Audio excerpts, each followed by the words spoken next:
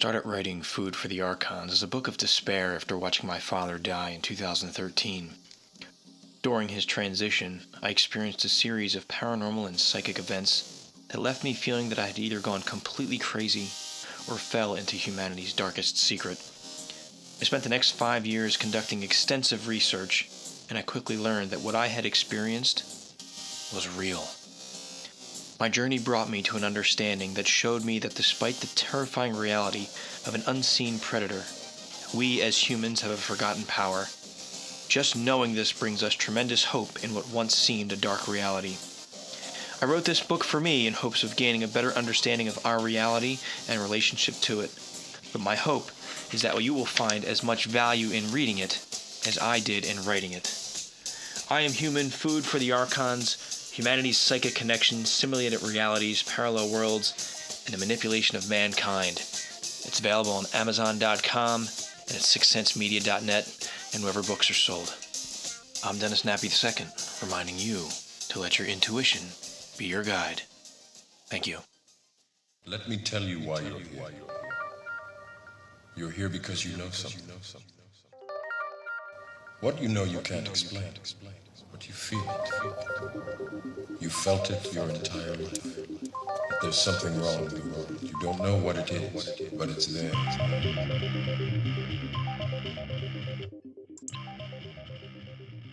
Hello, Truth Seekers. Dennis Nappy II here, and I'm joined with my good friend, remote viewer, Edward Riordan. He reached out to me a little bit ago, wants to talk about one of his recent projects, which you can find on his YouTube channel, titled Remote Viewing Xenon1T, the Dark Matter Detector.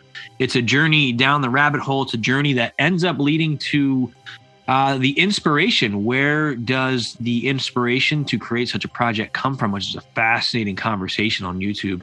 Edward is someone who is a pioneer who willingly shares his work and his journey on YouTube, which has been, I think, a great project for those interested in remote viewing or those learning about remote viewing. He's always been a voice of just sharing his craft, and I love every opportunity I have to speak with him. Edward, my friend, how are you, sir? Hey, Dennis, I'm doing well, man. How about yourself? I'm doing good. I'm excited that we want to have a conversation. You texted me about 2 weeks ago, asking to talk about this project. One of the things I've learned, and I want to get a little background on how you've been in a minute, but I know this has to be a good discussion because whenever you hit one of those projects that's been meaningful to you, you reach out to me, and it always leads us to this fascinating conversation. I mean, my favorite one was the QAnon, but we've looked at Pando. We've looked at, you've got the Xenon one that we're going through now, and a series of other ones. Ominous Feeling we've talked about. So I know this is going to be up there with those conversations. Without a doubt. Yeah. One of those life changer episodes for sure. Yeah. That's, because when I think about like Xenon1T Dark Matter Detector, your sessions are always interesting, but I'm thinking, well, what do I need to know about Xenon1T, and this dark matter detector?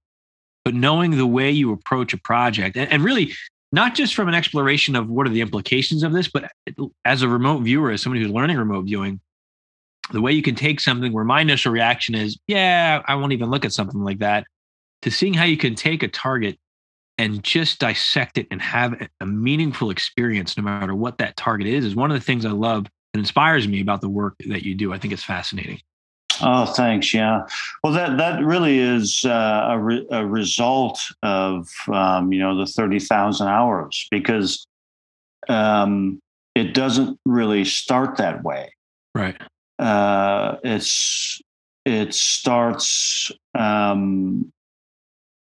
with just trying to get through a remote viewing session, trying to identify something in the feedback to the session, to kind of gauge what may have happened, if anything.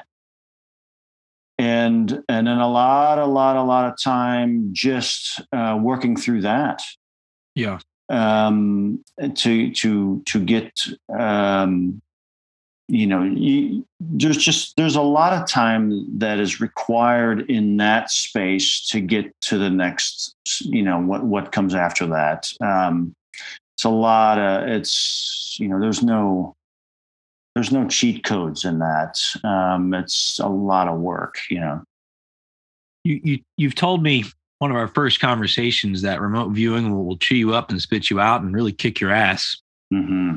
And at the time, I didn't have any experience to understand that process. Of course. And now, I'm always thankful for, again, you sharing that journey, because it helps when I'm going through that process. Worked at Target yesterday, just a simple structure. Of course, you totally miss it, and that really, it hits you. You spend an hour and a half of your time going through something, and it's a total miss. But hearing a voice like yours out there, of encouragement, like, hey, just put the time in, keep going, keep trying. It takes time. It keeps you going through those dark times, And I always, like I said, I always appreciate those conversations we've had, on air and off air. Yeah, thanks, man. I'm glad. I'm glad to hear it. In my opinion, that I wish somebody would have told me that right from the beginning. Yeah. It's just like, to be honest, a lot of the things that I say are a lot of the things that I wish I would have heard early, and it probably would have saved me a lot of pain and agony. But it's just the way that I am. I have to find it for myself. Mm-hmm. I don't like listening. I mean, this is no disrespect to anyone else. And I certainly don't want to, I'm not a pat myself on the back kind of person. I'm just not that kind of person. But I am the kind of person that I do have a drive within me to find my own answers. I don't like information given to me. I want to find it on my own. Right. And I really constructed my life around that. I'm a hermit. Mm-hmm. I rarely ever speak to anyone. It's just me, my wife, and my 4 cats. And I have basically a don't call me, I'll call you attitude. Right. Because I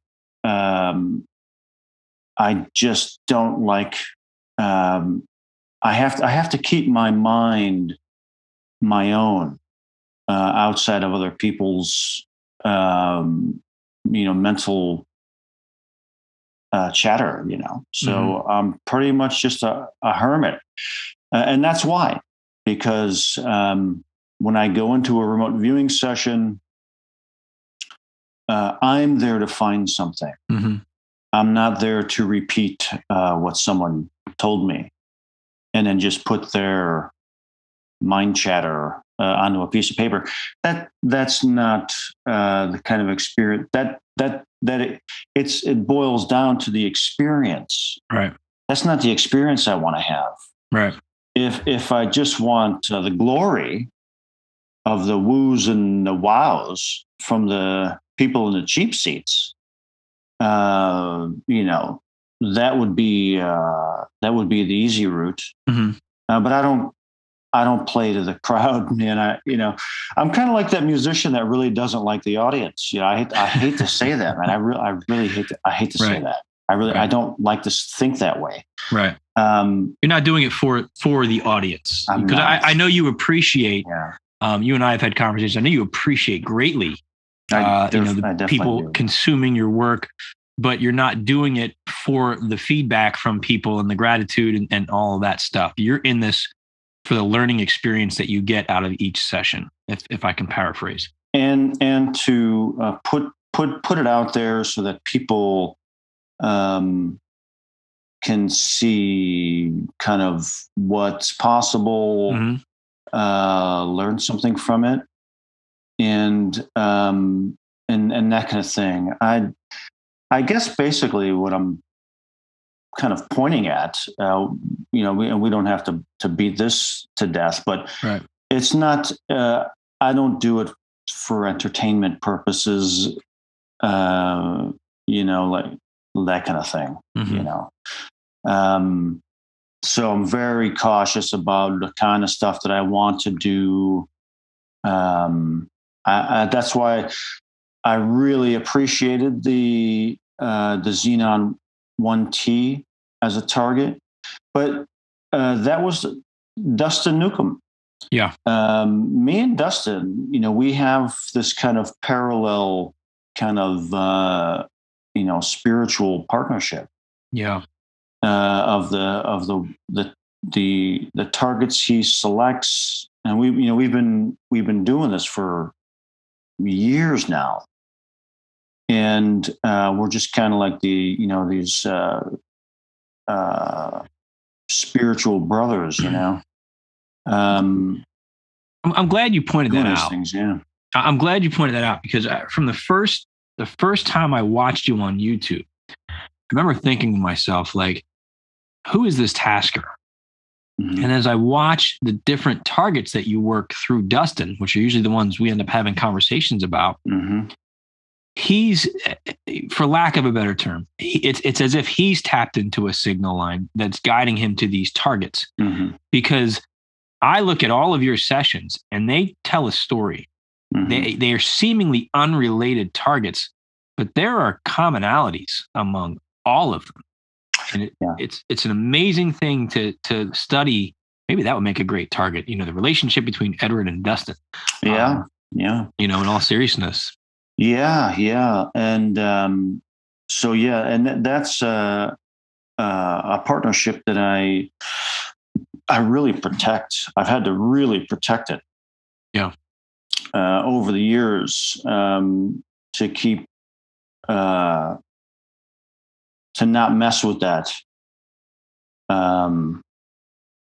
signal or whatever. Right. Because it's been, that has been tried to be messed with, know, and no. I protect it like a miner protects the entrance to the gold mine, Right. Don't mess with that, and don't mess with that. And but what I love about it is that I cannot guess. There's no guessing options mm-hmm. with our projects, with me and Dustin. Right. It's not always esoteric. Mm-hmm. It's not all 90% UFO targets, right, or something like that. They're so different because that's how he is. Yeah. So I'll get the Xenon 1 target. And then before that was the Empress of Austria, mm-hmm. Empress Elizabeth of Austria. So they're so radically different that there's no profile for them. I can free myself from the burden of guessing a target. Right. And what I mean by that, this is a big topic here in regards to remote viewing, and we'll get to the Xenon one. But the point is that if you're working with remote viewing and you can guess where the tasker is going to go, there's really no remote viewing going. Yeah. You're in. There's no remote viewing going on. So ideally, you would want to be in a situation where you have no idea what that person's going to pick. Right. know? I mean, he gave me a target that was this baseball player who pitched a perfect game in 1973 while he was out of his mind on LSD. Oh, wow. That was the target. Oh, man. You got to go back and watch that. The video's up there. Yeah, I haven't seen that one. I'll look for that. That's cool. Oh, man. Yeah, wow. What a trip. No pun intended, but that session was a trip, man. Yeah, that's cool. Yeah. So it's just so, it's just so broad.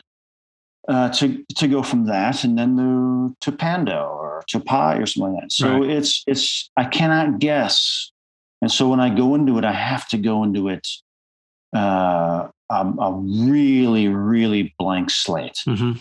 and that's what I love about it so much. I love the blank slate. I don't Yeah. want. I don't like having. An expectation. I don't want it to be easy. I like it Yeah. being hard. I Right. like it to be hard. You know. Right.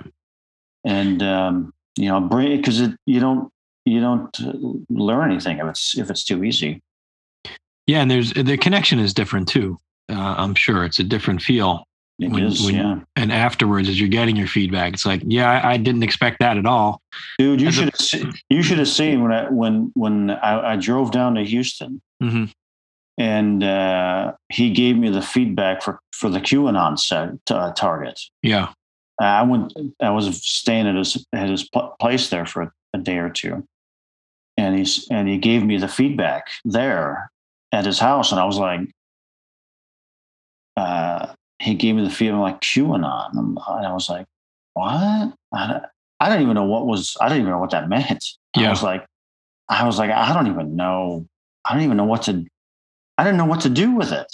You know, Yeah. It wasn't like you get the feeling like, oh wow, yeah, oh, when you automatically start to react. It took me like 3 days to react to that. Right. You know what I mean? I was like, I don't know how to even react to this. That was such a heavy target, man. So heavy, man. Yeah. So heavy. Very meaty, and that's probably why, Mm-hmm. Well, because I think what happens is, you go through your session and you have your experience and you learn from that experience, but then something else happens when you get your feedback and the data starts to synthesize in a different way in your mind or your consciousness as you're really starting to process how it fits and what you're learning. A lot of processing. Yeah. And then if it takes a while, or at least what I found for myself anyways, and if it takes a while, then it was good. Yeah. Like the pie thing or something like Right. that. I was like, yeah, you gotta give me a couple of weeks on this one, dude. Yeah, you couldn't even talk about that one. I don't know what to say about this. Yeah. Well, I wonder if we're interacting with this data. In an essence, it's kind of like we're downloading information without a doubt, and it's impacting our thought processes and our perceptions, our worldviews. Absolutely, yeah. So, and I know with these targets that you work in, the depth that you go into, that must be a lot to process afterwards. It is, yeah, and I come out, I go into that, and then come out of it, and I'm changed. Right. This one, the Xenon1T is no exception to that. I've changed as a result of that in all kinds of ways, and still unraveling that even now. Well, I want to get into that project.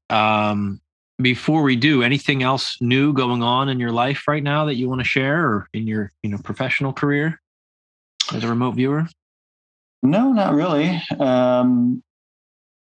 Not really. The main thing that I am working on some things that I don't want to talk about. Uh-huh. But no, just being a hermit. I'm just like a little hermit over here. I rarely ever leave the house. Right. And I like it that way, honestly. Okay. All right. Well, again, people can find you online. It's ER Viewer. Just Google Edward Riordan on YouTube, or put it in the search in YouTube, and you'll find all of Edward's videos. I'll also have this linked up at sixsensemedia.net, so we can, if you want to watch the video on YouTube or listen to the podcast as well, we can do that. But let's get into this session, Edward. You were tasked to look at the Xenon1T Dark Matter Detector, which is quite a mouthful. But why don't you, and your first session was looking at the actual detector yourself. You took some time to explain what that is. Why don't we start there, and how you connected with the target, and we're describing what is this dark matter detector? Yeah. fascinating thing. I'd never heard of that place before. Right. So anyway, going into the session, my first experience with the session was that I was in some kind of laboratory or something like that, and it was modern. Mm-hmm. It felt modern. So what, as opposed to, I'm in Frankenstein's laboratory, Right. It's in 1875. No, it was modern. And there are people and they're talking and, they're on the cutting edge thinking and emotionally, which was something that I was picking up on strongly, was that emotionally I could feel that these were cutting edge people. So, so that was interesting to me. I felt good about that. I enjoyed feeling what my perception of what they were about. And so then it was I wanted to kind of know what it was that they were so excited about, obviously. Right. They're cutting edge and excited about something. And so I wanted to know what that was. And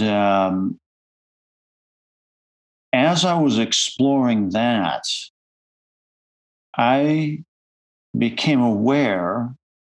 It was like I was in this location, and there was like a powerful energy source coming from around a corner,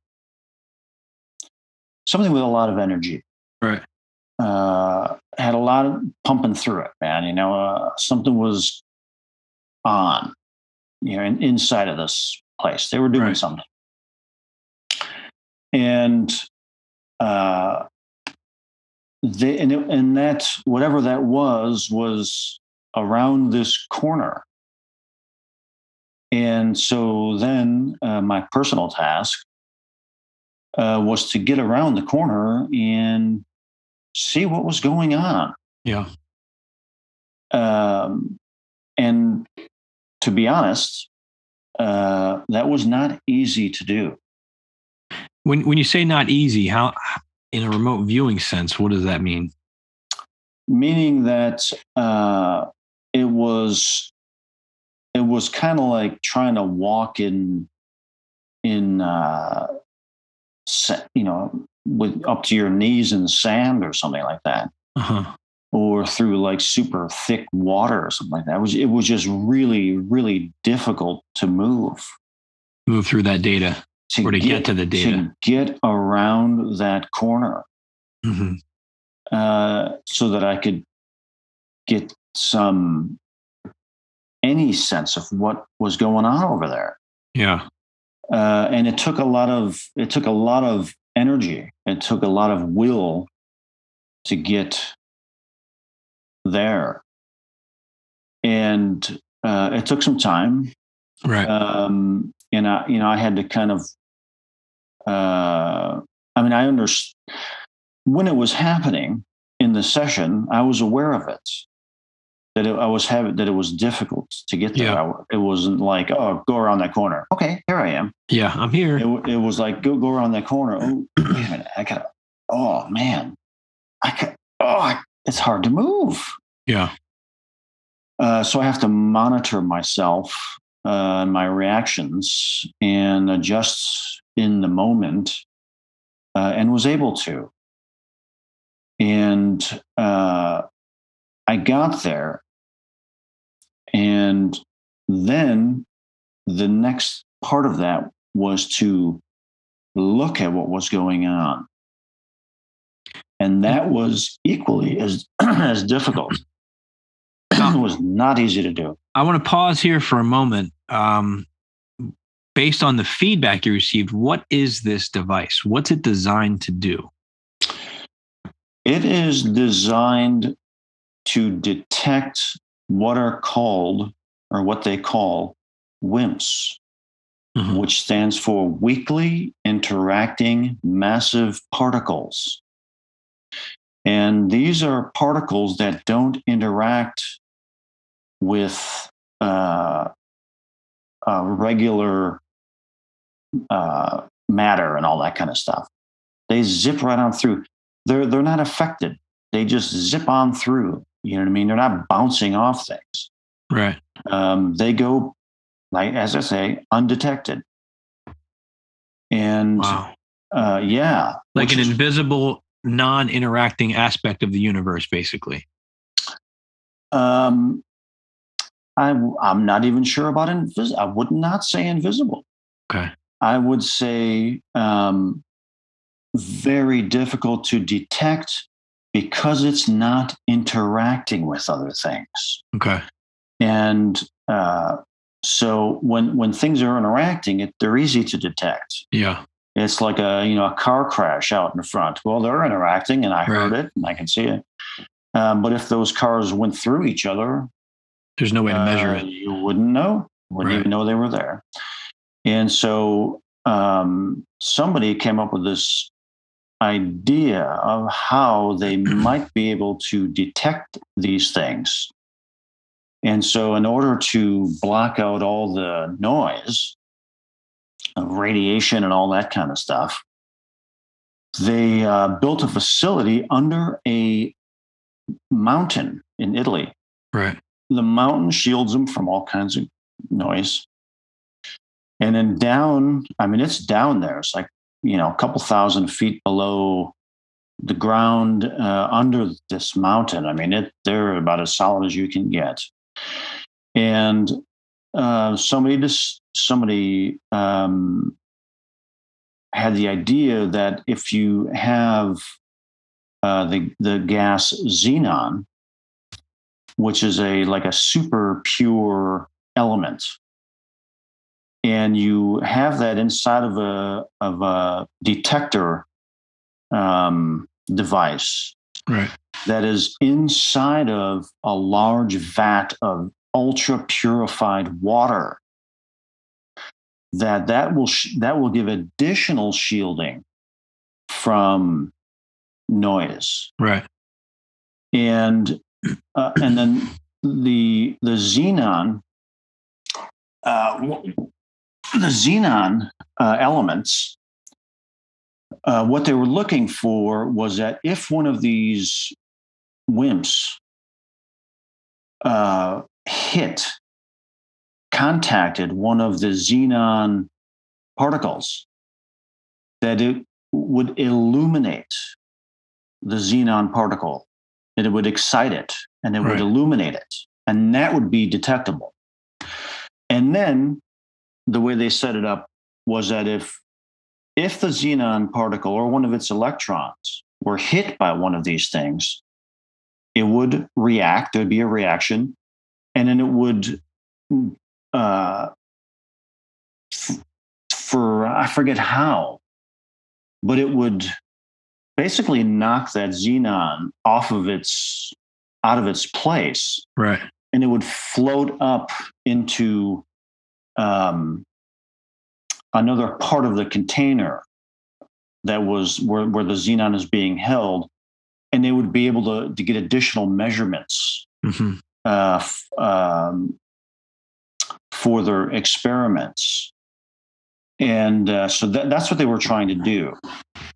And when I hear that, I'm going to stop you for a second. And I know this is your third session that we'll talk about, so we'll get to it. But how do you even think of that? How do you come up with, that's an amazing thing. And I know you're going to talk about that in a little bit. But to even sit there and say, hey, I think there's these invisible particles that go through and don't interact with anything. And maybe if I bury some xenon underneath a mountain, we can look at it. That's an amazing thought process to get to even think of that. I completely agree. Yeah. Yeah. Yeah. So your earlier sessions, though, you're connecting with this actual detector and the interaction, correct? I saw once I was able to see, once I was able to get around that corner, so to speak, and look into that energy source, and I'll do it as a generic term, Right. an energy source, and I try to draw it as best I could. I could see that there was some kind of a container in there, and it was inside of this gas. I was in a gas cloud. Right. And there was, a man-made, I was in this laboratory. There's this man-made thing. There's something inside of this gas cloud, which is xenon. Uh-huh. And it was when I went into that is when I came face to face, quote unquote, with the only thing I could even say is that I came face to face with a weakly interacting massive particle. Right. And it was, that was a life changer. That was one of those I'm not going to be the same again after Right. this kind of things, Right. Now, I mean, what were your perceptions of this particle? What were you perceiving? It was kind of undulating, kind of moving, folding in on itself, kind of a thing. It was separate from its environment. Even in the session, I was perceiving that it was unaffected by other things. I have to try to remember my wording of it, but it was like it was not affected by gravity or outside the bounds of I can't remember how I worded it, but right. It was how they exist. Weakly interacting. It Right. wasn't, bound by anything. Did it have a perception or an impact based on your viewing it? Did you perceive? I did feel that. Yeah. And after getting feedback in a conversation with Dustin, we talked about that. That, gee, man, what if we had an effect on this thing? Yeah. That's a very interesting notion to even consider. So I don't know. I'm trying to get a hold of some of the people Right. who work there. One of my subscribers who watched the video does work there. Oh, wow. And has given me just in small little comments in some of the videos, thumbs up. But I would really like to have a full-on conversation with someone who is really involved and who can say, yeah, I know who that person is. And, or, right. maybe let's take a look and see if maybe there was some kind of an effect or something like that. I hope that happens. I've been trying to get a hold of them, but hopefully that happens. I really hope that does. I mean, let's think about for a moment the chances that somebody that watches your YouTube channel happens to work at that institution. I couldn't believe it. That's incredible. Wow, man. Yeah. I mean, the stars have to align for even that to happen, given all the people in the world, all the jobs, all the targets that could possibly be selected. This one that has such a profound impact on you, and someone there happens to watch your content. Yeah, I mean, how many people could work there? How many people know about that project? Right. Right. You know, a few hundred maybe. Yeah. And then there's people who read those scientific journals and stuff like that. Right. But I'd say a very small percentage of the population. Yeah. You know. Yeah. That's a wild synchronicity right there. So hopefully that'll lead to something, because I'm sure it's tough being like, hey, I'm a remote viewer, and like, what's that? Well, I'm a psychic and I looked at your project. I know. Especially they'll be like, yeah. in the scientific community, they're going to say, yeah, but if you have someone there, circular file, man. Yeah. Yeah. I get it. I understand. Yep. But that's cool. I hope that connection happens. So now, if this thing recognized you or acknowledged you or was possibly interacting with you, I don't want to use the wrong term. Do you think this denotes an awareness or a consciousness, or is this just simply it's possible that your consciousness had an interaction with this?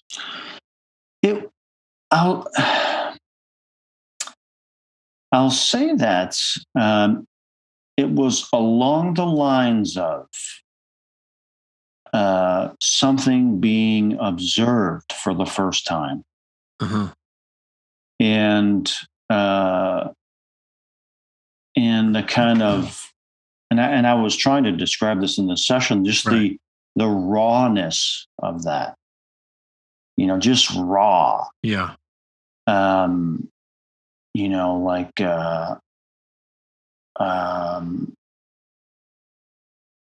that's never happened before, or something like that. You know, an exposure, kind of a thing.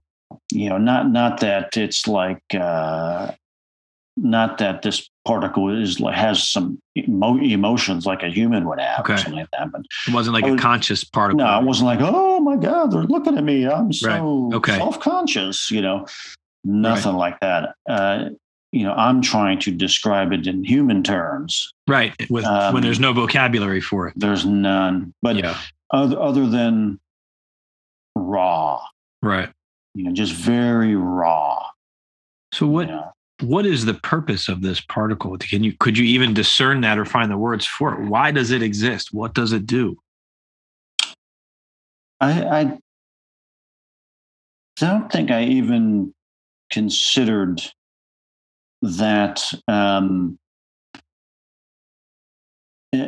that sense. It was more like, I'd say probably to get any kind of answer to that question probably came up in the third session, right? Of this notion of somebody involved with this project who had like a deep mind imprint, right, of something that compelled them into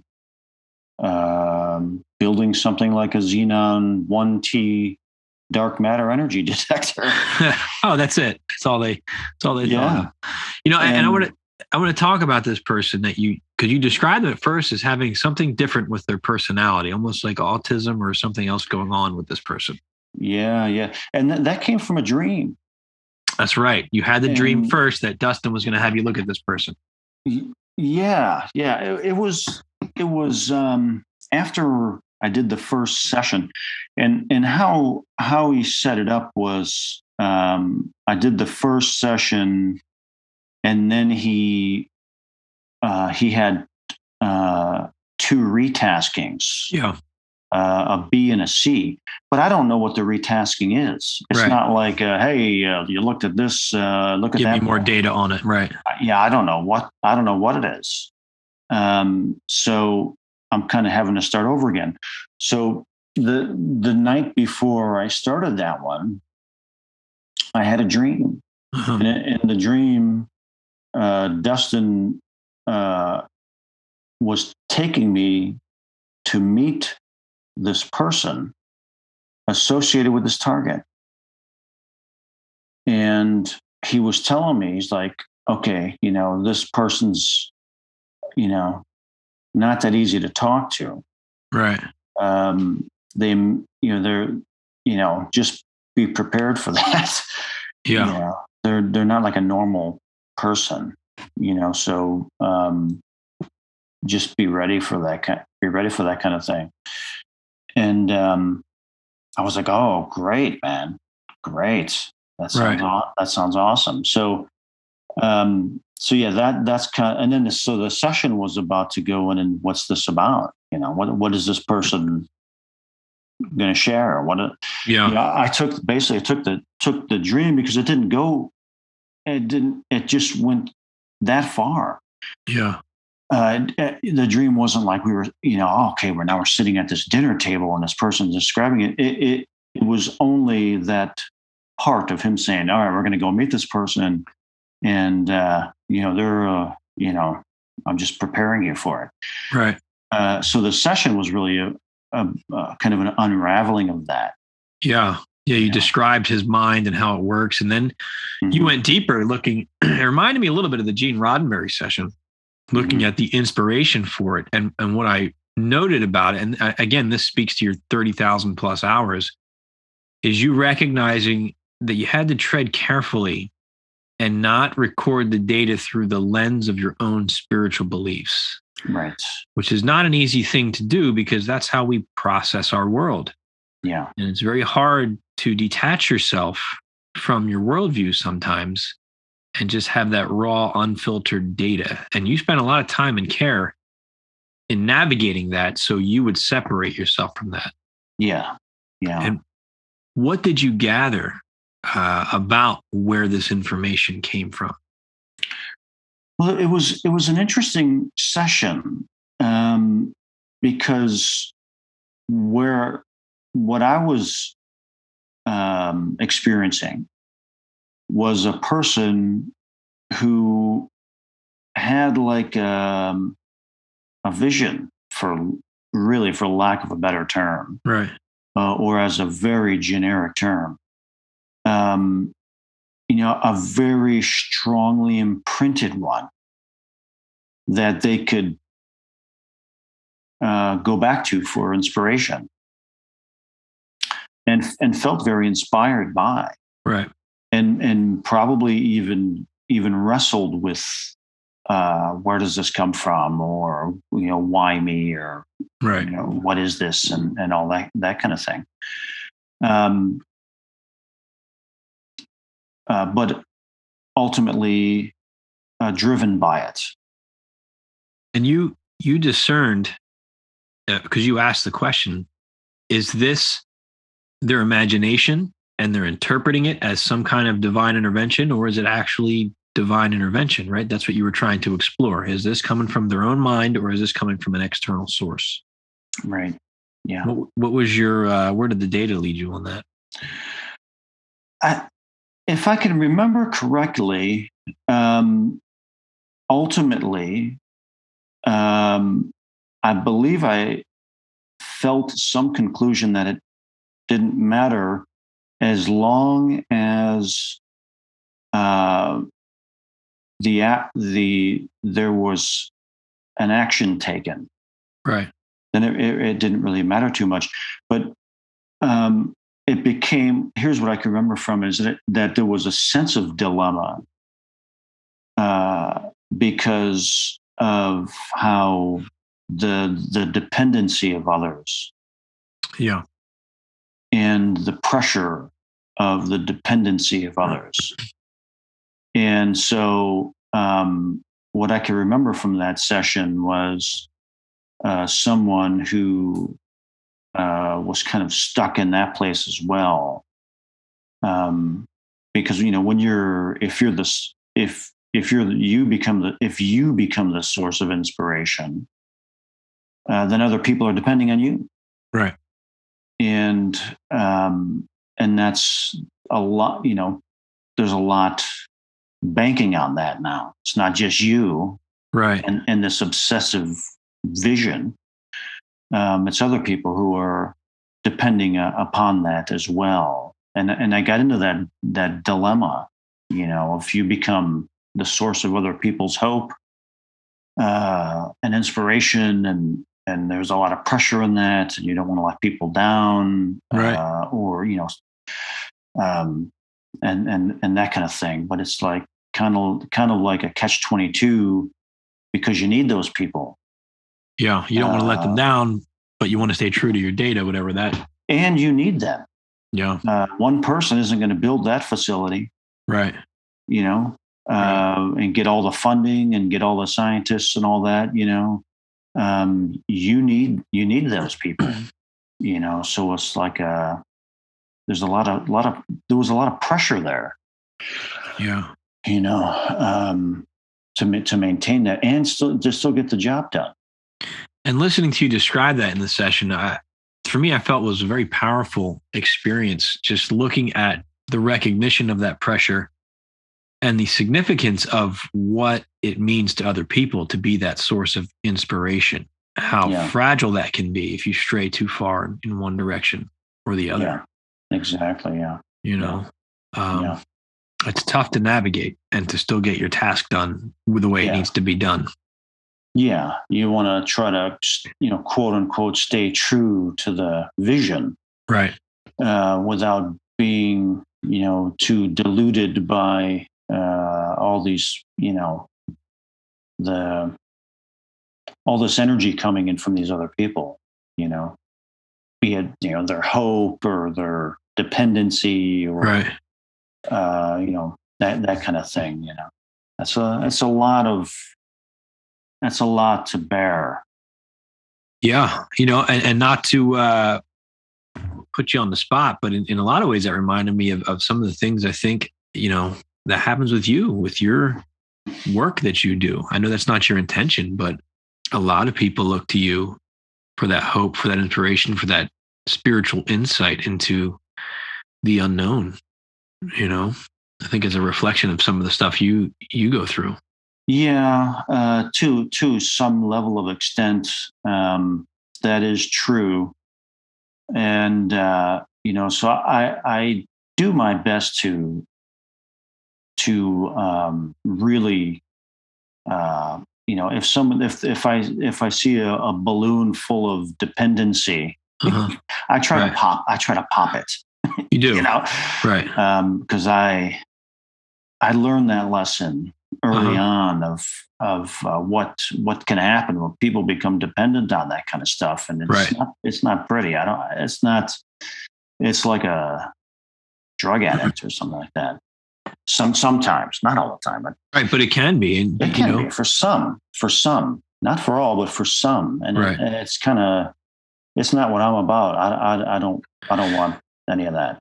No, you handle it very well. And you and I have talked about this in our last conversation on the air, and we were starting to talk about it today too. And I think it speaks. There's a lot of people, and I don't mean this as a negative, but they grab onto some dogma to help navigate, because the alternative is I'm out here on my own, like you, figuring it out. And you hear the difference when you talk to people. Are you quoting, either all the research you've done, or are you quoting your trial and error and your learning journey? Mm-hmm. So you have become one of those sources of information that can easily become dogmatic. But I think you handle that well when you have those interactions with people, hey, go figure it out for yourself, or it's just what the data told me, or, in deflecting that and trying to re-empower people to go find their own answers. Yeah, definitely. And, don't, I mean, what can you say about it? The notion is, to do your best to not be dependent, right? To be independent, and it's a matter of will and insight, it's personal education, right? But it's definitely the pursuit that, in my opinion, is the good pursuit. Yeah, without without browbeating anyone. Or anything like that, and it's kind of, Dennis, it falls into that thing of labels. I've had people, would you be my remote viewing teacher? Would you be my teacher? Right. No, no, Right. no. I don't believe in that dynamic. Yeah. Because it's a hierarchy dynamic, and you know, and so I don't want to participate in that kind of dynamic. Right. You know? And I think it's valuable. But at the same time, you put your work out there. It's a process, and that is the teaching tool that people can consume as they see fit. Exactly. And learn from it. Like I hear your voice sometimes in my sessions. I look at some of the ways you approach data as I'm learning. And that's very valuable to me, to see your process, to see what's possible. And then also to remember, this is my journey. Let me figure it out. This is one way. This is how Edward does it. I like these aspects of his approach. Mm-hmm. Let me try it. So there's value in that. Sure. It's like, do you want to create music or do you want to be a cover band? Right. That's kind of the way I look at it. Great analogy. Yeah, great analogy. Yeah. And you said at one of our earlier sessions, you spend so many, sessions learning how to remote view, and then you have to learn how you remote view. Oh yeah. Yep. And the difficult part is, I'd say, the most difficult part is learning how to remote view. Yes. That is an extreme uphill battle. Learning to get to the other side of it, where you're learning how you remote view, that's more like the downhill. Yeah. The learning how to is really uphill. Yeah. And I don't want to say that to discourage people. I'm saying it is a tough learning process, an unlearning process. Yeah. It's worth the work for those willing to put the work into it. I think it's truly a mental martial art, as it's been called. It is, yeah. It's a lot of training, and like you said, it's an uphill. At least in my early stages. I mean, I'm 3 years in, and I still feel like that I'm fighting up that hill. Sure. Long way to go. Yeah, it'll take years. I'm okay with that. Well, sure. It's like I saw some videos of like training with the Japanese sword. And they'll spend a couple of years on just to master one move. Right. And you don't go beyond that. Yeah. You have to, that whole process, how you're sitting, right, where your hands are, everything, where your eyes are, right, your breathing. Yeah. Your breathing, and every move has to be mastered first. That's like Bruce Lee. I'm sorry, I didn't mean to interrupt you, but it's the discipline. Yeah. It is the discipline, Bruce Lee said, you can fight somebody who knows 10,000 kicks, but I'm more afraid of the guy, I'm paraphrasing, but who does one kick 10,000 times. Yeah. There's a difference. There's a big difference. Yeah. Yeah. I also like boards don't hit back. so very true. So very true. Yeah. We're coming to the end of our time here, Edward, but I want to ask you, you said this one changed you. This, if you're able to talk about that, what impact has this session had on you? Are you even aware of the full extent of it? I'm still in the process of understanding that. It is it was the experience of seeing that what could be called a weakly interacting massive particle. And seeing that, experiencing that, almost like being affected by it, I guess. I don't want to say like becoming one with it or anything like that, but I tell you, it's kind of like, you hear those stories like the astronauts, they go to the moon and they come back and are like, the fuck do I do now? Yeah. There's, I've been kind of feeling that way ever since that. Like, you got a glimpse. This place is kind of uninteresting after that. It's like hard to top that, Wow. And so, yeah, I feel like, I hate to say it, but kind of everything else is kind of uninteresting and boring, So I've been having to come to terms with that as I'm processing through that. So I'm curious as to where it's leading me next. Yeah. That gives you such a unique perspective, and even just being probably the only person who's experienced that, and now trying to process and reassimilate back into this grounded reality. It's got to be tough. It is tough. Yeah. But, like I say, it's, I have to just maintain myself mentally and emotionally, and I'm curious where it's going to go. Right. Because it's going somewhere. Yeah. Yeah. It's your next level of training. Yeah. And it's an interesting timing thing too, because it's kind of like, okay, great. There's something else coming along. I know that.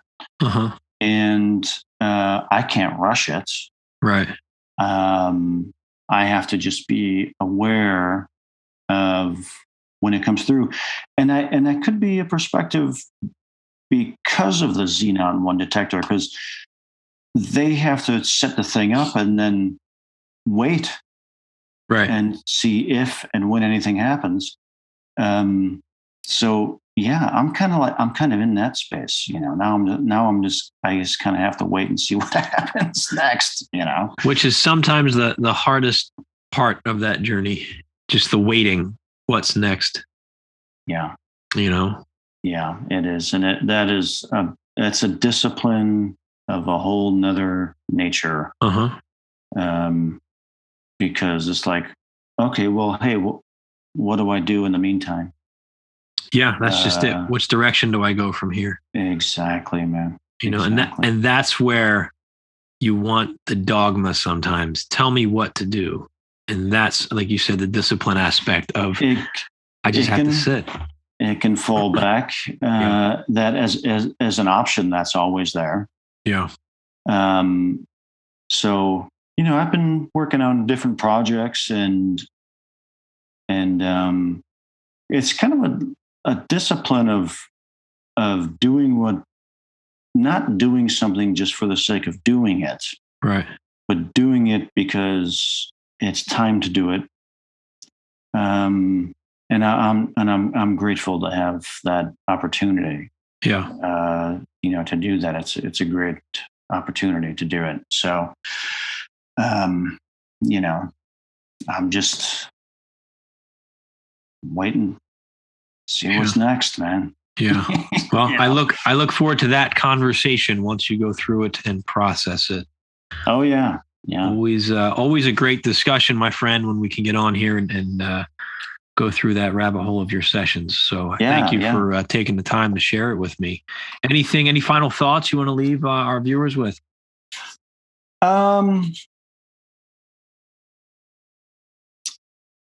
Final thoughts. None that I can really think of right now. None that I can think of. I'm not in that space to give out any of that final wisdom. I'll give it next time. Well, I think you've shared quite a bit this time as well, so they can take from it. So I want to thank you, for sharing your journey and for continuing to be an inspiration. I know to me personally, and to so many others out there. Your work is having an impact. I think in ways that you'll probably never see the extent of it. But I'm okay with that. Yeah, and that's the beauty of it. I think. So keep on doing what you're doing, as you always say. Many more to come. Keep following through with that. To all of you out there, thank you so very much for listening to my conversation with Edward Riordan. You can find him on YouTube. Riordan is how he spells his last name. Just search for him and you'll find his videos. Also, you can find us on Crypto Viewing, where every week Edward goes through his sessions. Patreon.com/crypto viewing is where you can find us. And he's also our in-house resident comedian, believe it or not. He has an excellent sense of humor with his one-liners that he likes to throw out from time to time. And my Irish comes out. The Irish coming through, and he keeps us grounded. As we're looking at some of the deep, dark, scary things, he reminds us, hey, it's just the way it is, and let's just move through it and keep a good attitude about it. So that's right. Always something great with Edward. So, Edward, thank you so very much for being on the show. Thanks, Dennis. This has been another episode of the Seeker Podcast with Sixth Sense Media. Find us at sixthsensemedia.net with all the links you'll need for our content as well. Remember to never stop questioning. Keep an open mind. Let your intuition be your guide. Thank you. Be water, my friend. Be water, my friend. Be water.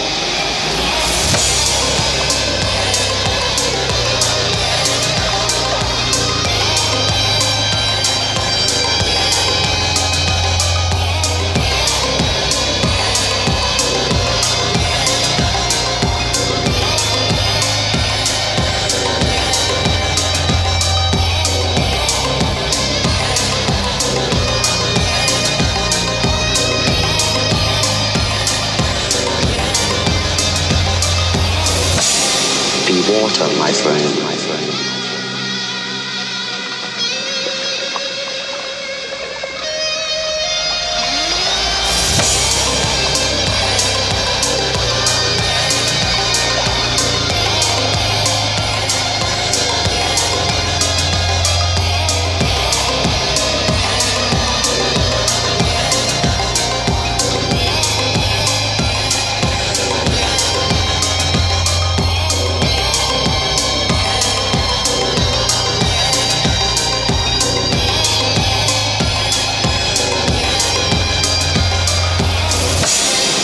Water, my friend, my friend.